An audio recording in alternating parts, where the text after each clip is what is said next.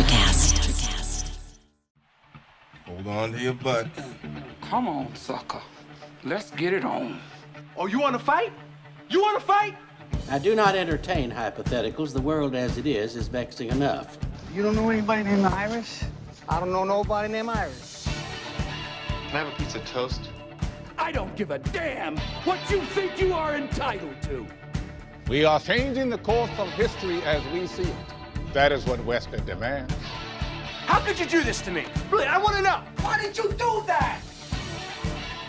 What you feel only matters to you. And the truth shall set you free. And that's all? No, not for the real fire.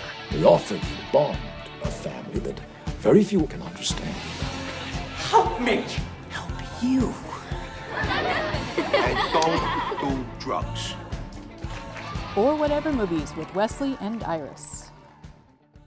What up and welcome to Or Whatever Movies. I'm your co-host Iris and I'm here with Wesley. And we are talking today Netflix original film from 2020, Extraction. Yeah, this is kind of a new movie, huh? In a new era of cinema. I mean, they've had Netflix original movies before, but this was kind of an exciting new release in a time that we can't go to the theaters. Yeah, Extraction was very cinematic, felt theatrical, and was released directly to streaming. But it was funny because I was thinking, are you joking when you said kind of a new movie or kind of a new thing? Because extraction, the actual verb of extracting somebody from a compromising situation, is certainly not a new concept. Yep. Ransom, Taken, the Taken franchise, this idea of like someone being kidnapped and someone needing to be rescued. Yeah, not a new concept. Not a new concept, but I think from a directorial perspective, a decidedly different take. So this guy, Sam Hargrave, the director, first-time director, pretty noteworthy, but he was, he's been in the stunt business for a long time. He was stunt double for Captain America. He was part of the Marvel Universe, and then he became the sort of go-to action scenes coordinator. So he just kind of slipped into the chair, but he was right there in the fray for a lot of the stuff. It is pretty much an across-the-board action movie. I wouldn't guess that you felt there was a lot of nuance. Oh, it's action through and through, and really fun action at that. But last year, maybe it was a year or two ago, Triple Frontier was another big Netflix action-based movie with Charlie Hunnam and Ben Affleck. And, I watched that for what it was worth and enjoyed it. Extraction may linger a little bit longer in my mind because there were a lot of good things about it, but it was a pretty straightforward action-adventure movie. My title for this movie would have been Relief, because this is sort of the reemergence of Chris Hemsworth in a non-Marvel context. He's been Thor for a good long time, but his non-Marvel related movies, Ghostbusters, the remake, and Men in Black International, particularly him in a comedy role, hasn't worked for me at all. So Extraction, I think, is his sort of sweet spot. And he's definitely an imposing, capable action star. Yeah, his figure, especially against the Bangladeshi backdrop, yeah, with all the Bangladeshi men and women, like he is a hulking, imposing, huge white dude. Yeah, he's why James Bond wouldn't go to India or Bangladesh or any of those countries where it's impossible for a big white dude to blend in. Right. Especially in the scene where he's going to negotiate and the kidnappers are kind of toying with him. Uh-huh. And when they cut to a profile two-shot of the main kidnapper and him, he's a clear 2 feet taller than him. Yeah, he's a big Norse god, right? I mean, he's Thor for a reason. A lot of the sort of kinetic action scenes are akin to the Bourne movies with Matt Damon, who is definitely a physically capable person, but doesn't really have the sort of imposing hero quality that I think that Chris Hemsworth embodies.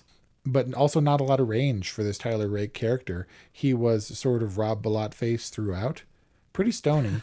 And, we got the sort of trite glimpses of his past and why he was a go-for-broke mercenary who would take any job regardless of the risk because he was still mourning the passing of his son. Pretty standard fare. But while he was certainly present and capable and agile and always kind of a step ahead of the people who were fighting him, On the other hand, in his personal life, he couldn't be bothered with things like safety and jumping off that giant cliff or even being sober a lot of the time, as his buddy mentioned he needed to be. I guess he just, when it's time to work, he gets up, shows up and gets the job done and really has no fear. He kind of was a mercenary with a death wish. Yeah, he did what he had to survive, but the quality of his survival wasn't paramount. It's been around for a long time, this sort of trope. I think most notably, I remember this sort of archetype from what became a different character in Lethal Weapon. Mel Gibson's original character of Riggs was portrayed as kind of crazy with nothing to live for because of tragedy in his family. And then that sort of evolved into a funnier kind of character. I kind of compared him to a more depressed example in Casey Affleck's character in Manchester by the Sea. How he's just this kind of dude who there's really no hope that he's going to change, but he could do something good before he goes out. But this movie definitely had better fight scenes than Manchester by the Sea. And death was in his face in his life. And if it claimed him next, that would just be all the sooner he could visit with his son. Right. So he kind of walked into a hail of bullets and was assured and confident that he could get the job done. But the job wasn't his self-preservation, obviously. It was getting Ovi out of there and back to his dad. And even the motivation, aside from the money, his sort of mercenary aesthetic, wasn't getting good kid back to equally bad dad, right? The bad dad was just as bad as the other gangster dad, and nobody made that any secret, including his own son. It was getting the job done for the money because he knew he could do it, and there was no fear holding him back. And then he realized somewhere along the way that was less important than getting the job done. Right. And that happened before he met up with the sheriff from Stranger Things. When he went to Hop's house? When he went to Hop's house, and then they had a big brawl. This movie also mirrored Too Closely to Ignore, because, obviously for the one-take action scenes that we saw in 1917 and Children of Men, it kind of takes on a video game feel. We said the same thing about 1917. In particular, this movie really took on the video game feel of The Last of Us, the post-apocalyptic zombie or infected video game with an older, kind of grizzled, soldierly type ferrying this helpless younger person across this dangerous landscape to get from point A to point B. Where is The Last of Us set? I think it's Ohio. Oh, but okay. no, it's a different thing. It was the older person transporting a very important younger person. Along the way, they met supposed friends who were eventually revealed that they couldn't be trusted.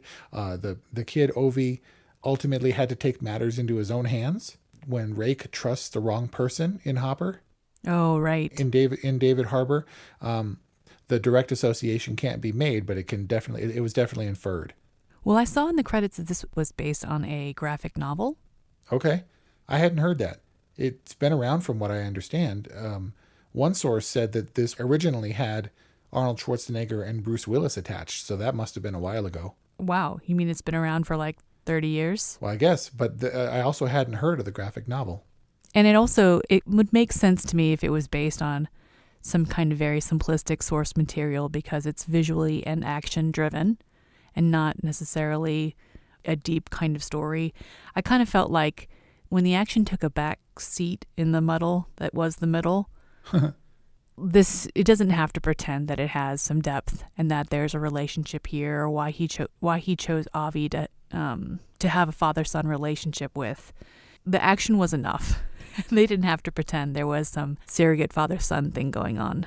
You felt that actually having the sort of emotional connection scenes was to the detriment and that it took us away from the action scenes for too long? I mean, the action scenes were so well choreographed. And there were so many moments where I was like totally geeking out.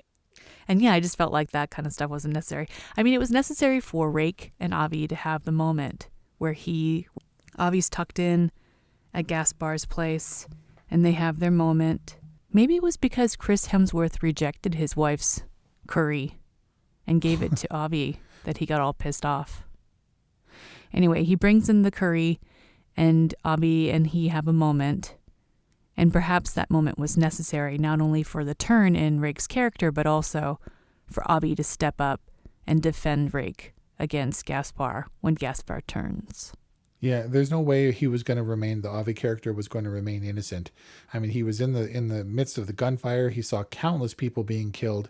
And so you think that it's a coming of age moment where he never realized the peril that he or his friends were in, given that their fathers were two warring factions. But he sort of understands the gravity when he has to pick up a gun and shoot someone in his own self-defense. But I do feel that the scene where they met with Gaspar was maybe inconsequential because I didn't expect him to turn on them.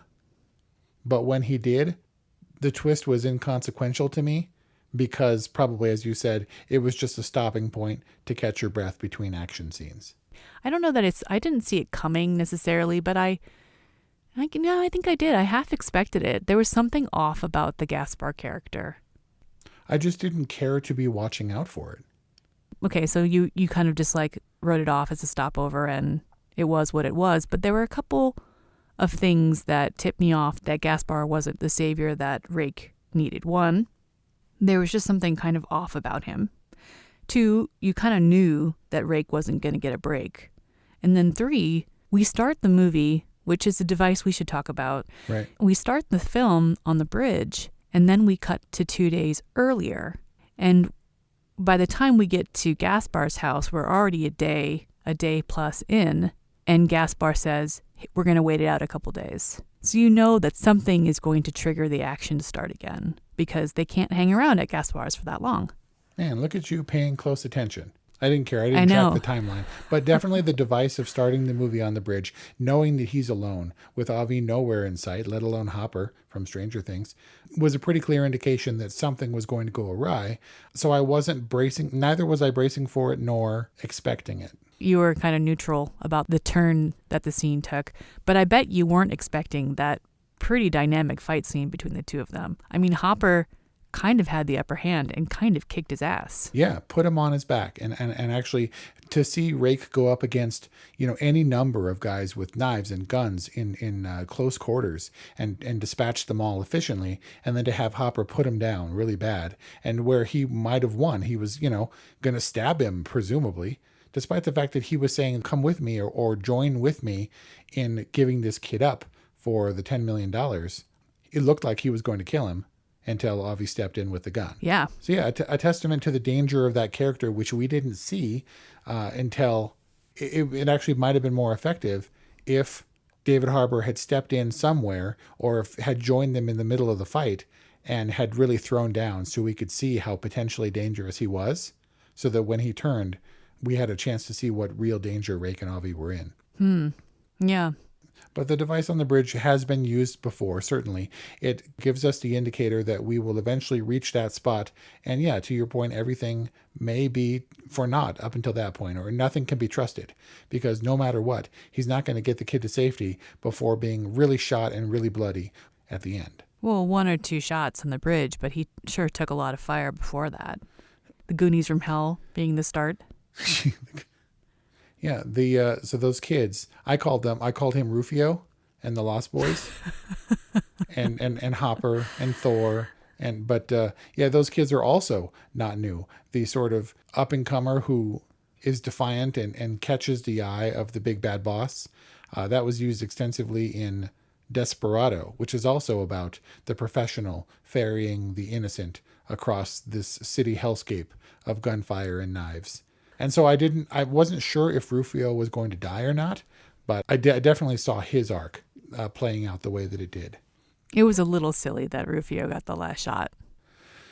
Yeah, but it was sort of an amalgamation of a lot of different action movies with nothing real thrown in an age of carefully choreographed Old Boy, Bourne movies, sort of hyperkinetic action scenes, and especially in the sort of stitched together way. We got the main chase sequence and the main attempted extraction sequence that was 11 minutes and 30 seconds. It's supposed to be one shot, although I personally felt like the stitches were much more obvious. While it was neato, you could definitely tell that it wasn't a single shot, right? Oh yeah. They didn't cover it up perhaps as cleanly and as expertly as they did in 1917. which, was a device they had to sustain for an hour and a half plus. Yeah, but I came to terms with the idea that this wasn't stitched together as effectively to resemble a single shot where we're wondering, how did they do that? We pretty much know by now, but it definitely gave us an on-the-ground, right next to Tyler Rake feel of immediacy when things are happening conceivably in real time. It definitely adds a level to the action, but it doesn't have to be a marvel that we've never seen before. I think audiences are more savvy to that. So it was just kind of about how cool it was. And given that this movie was directed by a stunt person and a stunt camera operator and a choreographer, there was a lot of skill involved. One of the more noticeable shots in that long sequence was a crane shot on a car following the car with the actor, that then transitioned into a running shot and then into the car. So the director was strapped into the car as it was following Chris Hemsworth's car. And then when the cars stopped, he unclipped himself, slid off the hood, ran up with the camera, and shoved the camera into the window. And what looked like a stitched effects shot ended up being entirely practical because that dude is crazy. They did some awesome picture car stunt work. That one, but also when both Rake and Sanju get hit really badly by cars. And then when Rake comes flying out the back window when he's getting attacked by the Goonies from hell. Like, all of those car stunts were amazing. Yeah, that's some circus stunt precision. So in the sequence where both Sanju and Rake get hit by cars, there's also this really great drive-by of two people on a scooter who could care less about the knife fight in the middle of the street and just come beep, beep right through. Yeah. So while that was expertly choreographed, it did make me roll my eyes. Like, I get that that people in Dhaka and Bangladesh don't care where you are in the street. Traffic patterns are different. They're going to roll right at you, and you have to assume they're not going to hit you. But it takes it to a next level when you roll through the knife fight, right? Like, because you can't be bothered to swerve around. It was kind of funny, and I think it was the kind of tongue-in-cheek humor that worked in this. The cutesy stuff between him and Avi, not as much, but that stuff was fun. Right, and so I think that's the point. This is a fun movie that works well in its action scenes when it's in a high gear, and it can't be taken too seriously, right? Right, and I do say fun with a grain of salt. Now, again, my sensibility has been molded and shaped by you, my older brother. But it's also very, very violent. Like, it's fun, but it's super bloody and violent, and people get stabbed in the neck and in the face and shot in the neck, and it's bad. Yeah, not stabbed in the neck quite as many times as in some other movies. But yeah, definitely bloody, but not gory, if that makes sense. There was a lot of blood splatter and shooting, but it's not staged in such a way that we linger on any particular death. Yeah, there's no sadistic kind of crimes. Right. They're all unnamed henchmen going down one at a time, and we're marveling at the clever way Rake can navigate a city with which he's not familiar, and bad guys who are just as armed as him, and he mows them down. Yeah, he does. With Avi in tow. With Avi in tow, she tells him to ditch the boy, but he's like already attached to him. Yeah, but that's not saying that Avi didn't try to take the opportunity to go off on his own. I mean, while Tyler Rake is fighting off the guys in the hallway that are trying to kill him, he runs off unprotected. And I'm yelling, "Where are you going, kid? Stop. Your only God, chance." That was my favorite. Are you talking about when he breaks away and the camera follows him? Yes, your only chance is to stay with that dude who's killed dozens of people in your interest. I mean, Rake was down, and if he hadn't have gotten away, they would have smothered him. They would have tied him down. He had to make a run for it, and it turned out to be the best surprise of that whole sequence. When Avi's throwing stuff at him, like bamboo sticks and food or whatever, and then he rounds the corner and Tyler is right there. That was really good. That was super fun. It's weird to like laugh and be all like giddy in a really brutal, bloody action sequence. Which did make me think about Old Boy, too. Welcome to dudedom. Have I finally arrived? Will you let me in the door? Yep. I mean, I don't man the door. I'm here in the corner hoping no one will notice me. It was a really fun movie, especially to watch in the middle of the night because I couldn't sleep. I'm sure it didn't help you sleep. No, I was all jazzed afterward.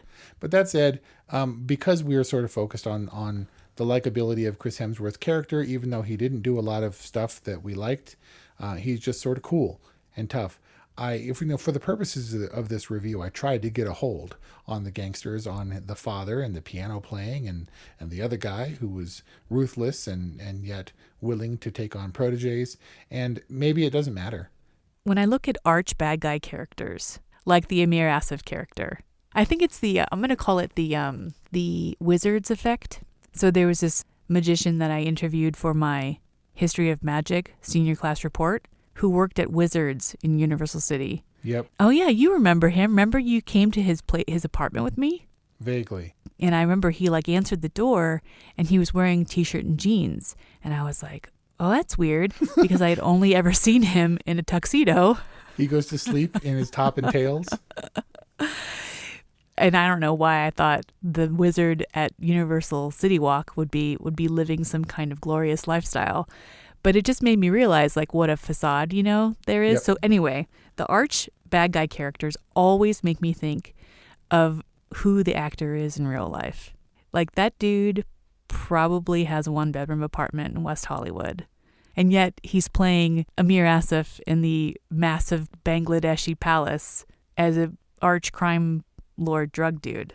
Do you ever have those kinds of moments where you cannot suspend disbelief and you think of this guy being a 2-bit day-playing actor?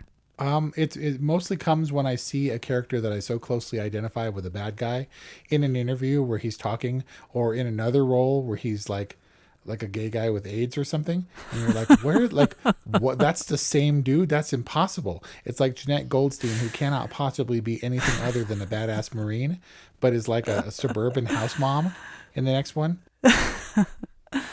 Anyway, yeah. So in short, I didn't believe the Amir Asif character. Yeah, inconsequential in that way for the guys. Actually, I couldn't even picture the dad's face. We never saw him again once he tasked Sanju to go get his son. Sanju, is that his name? Saju. Saju was badass. And that was probably new, right? Saju's character, for Rake and Saju's character's relationship to basically take a 180. Yeah, but I mean, certainly that character, the sort of double crosser / double agent who eventually comes around, is not a new concept. But his sort of own 180 character arc didn't ring quite true for me, because he was a badass with a gun who then reverted to that old character and got on the phone and talked to his wife and child and had an emotional moment after he set his own broken nose. Well, these guys all have to be a little bit sociopathic. I mean, I thought it was a pretty interesting misdirect where you think he's some kind of domestic when in fact he's ex-special forces, super agent. Yeah, he was just the guy who had to do what needed to be done. Otherwise, his own family would be killed. Yeah. And so not to say that it was unrealistic, just inconsequential. It didn't really matter to me who his character was any more than it mattered delving into the backstories of the two gangster parents, gangster figures. I mean, I know that I liked how they revealed Saju's plan, right? He talks to his wife and she says, you got to do what you got to do. And then he says, I have an idea, but it's risky. And then you realize that he commissions Rake and his team, but never intends to pay the full amount. Right. Intends to let them do the heavy lifting and then to use his own talents from there to finish the job, to get him back. But he should have known that if he was going to the best of the best, that it would have been pretty hard for him to get Avi from him once they've done the heavy lifting of the extraction. Right, and he wasn't aware. I don't know how he knew of the Rake character or their organization or to hire him, but he also should have known that if he reneged on the payment and basically stole the package away from him, that he wouldn't be like, well, that's it, I'm going back to Australia. I mean, he probably would have had a much harder time keeping Avi away from Tyler than he would have keeping Avi away from the other gangster guy. Oh, interesting. He would have just brought up... Yeah, what's a better motivator than revenge, if not money? Right. He was after the package and the money that he never got. If I were the go for broke, nothing to lose Rake character, I definitely would have gone after Saju. Well, if you were the everything to lose, go for broke Saju character, what would you have done? No, that was pretty close to what he did, although I wouldn't have expected that if this guy was top notch, that I would have double crossed that guy, because if he were capable, he might have done so himself. Why didn't he go after him himself? Oh, that's true. Like, why didn't he try to perform the extraction himself, like with a small team or something? Because he's not a big enough box office draw. He's not as big a star as Chris Hemsworth. So obviously Saju's betrayal and refusal to pay took the sort of money out of the equation. And thankfully Rake came to the realization that defending the kid and getting him out was more a personal thing and not about money anymore, because he wasn't going to get paid anyway. Kelly leaned over early in the movie and said, "So is it still a white savior situation if they hire the white guy?" It was that, and then reinforced by Avi's kind of lovable innocentness, and how that was smashed by him having to kill a white guy to save the other white guy. Yeah. Avi was great. Yeah, I liked him fine. He was a punk-ass kid with his punk-ass friends and deserved to be taken because he was reckless, but he learned his lesson. And he had that great wide-eyed, gritty teeth kind of scared look. I got the scared look. I didn't get the gritty teeth look. But let's get to the inevitability of the ending. The reason that I didn't cling too much to sort of the story and the ambivalence of the gangster characters is because we knew that Bad Dad was bad. And there was no real motivation other than Avi's safety to get him back to Bad Dad. He was just kind of a pawn between these two gangsters. Yeah. Was he going to be any safer or better off with the dad? It's possible he wouldn't have been killed, but I didn't want the mission to be accomplished successfully. So when Avi is successfully returned to his dad, we never see the dad character again. Don't know if he got out of prison, just know that Avi was safe, and then he's in a place with a lot more white people than he was before, where he's at the swimming pool and mirrors Rake's dive into the water, where he hangs out for a while without the benefit of stones. I'm not sure how you defy buoyancy like that. So definitely the movie was about the redemption of the Rake character, right? Lost his son, was doing stuff for money because he didn't care, and then found a will to care again, where actually he was willing to sacrifice himself so that Avi could live for better or worse. And then Avi comes out of the water and sees a figure in the distance. Do you think it was Rake? I thought about it. We don't see him die, but I think it's a little far-fetched to think. I don't think that it was a message of hope. It felt a little ominous the way it was staged. Oh, you took ominous from it, that it might have been someone still after Avi. Well, yeah, I mean, we were led to believe that there was no hope for Avi, right? And so I just figured that after 8 months' time, somebody had caught up with him, wherever he was in hiding or wherever he was being stashed away, Godfather style, that they had caught up with him. Interesting. And it was somebody who was lying in wait for him. But the theme, or maybe the metaphor or whatever that Avi sets up in his talk with Rake is, it's not the fall that will kill you, it's staying submerged. Look at you paying attention. And the fact that Avi has will to live and comes up would suggest that it was a happy ending as opposed to a bad or ominous ending. Yep. I didn't get the ominous ending. That's a very interesting observation. He came up, it was a vaguely whitish looking dude, blondish looking hair. So I thought definitely that was intended to be the Chris Hemsworth character or some representation of him. So, but straight from the horse's mouth, Hargrave, the director, he said that the ambiguity of the ending lent in his mind to two interpretations. One, that Avi was paying tribute to Rake, who had saved him, with a sort of vision, or that the idea that he was always watching over him, or Rake survived. And depending on how you feel about the Rake character, Chris Hemsworth, if you wanted him to show up again, then in your mind, then definitely he survived that fall off the bridge and the gunshot wound to the neck, and he was still watching over the kid. Or he was a tributary vision.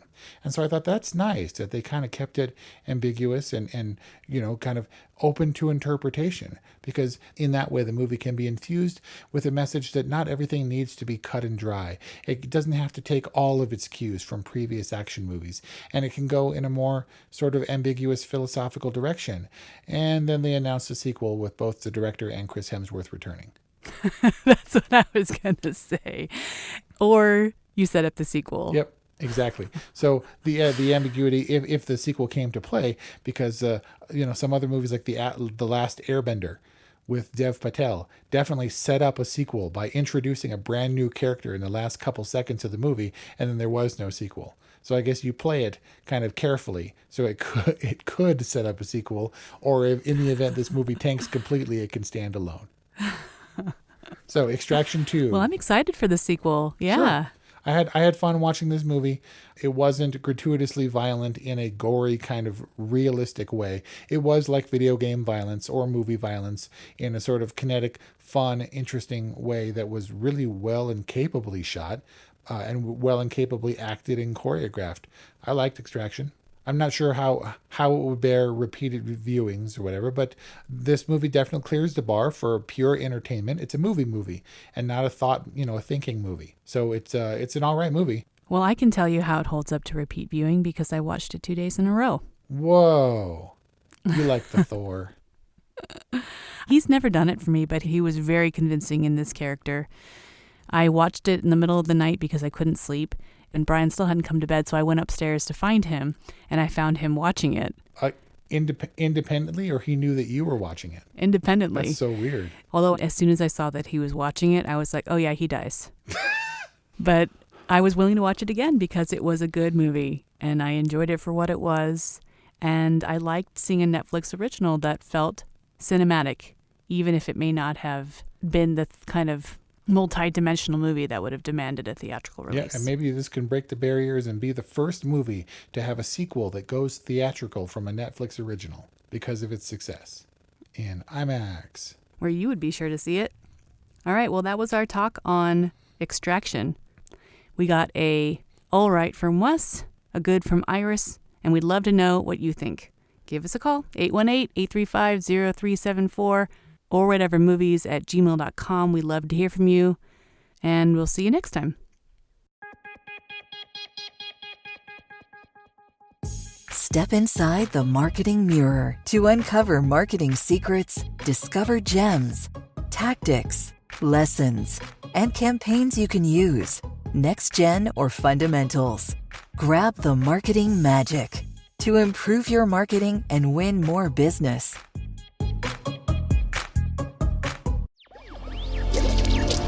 Electricast.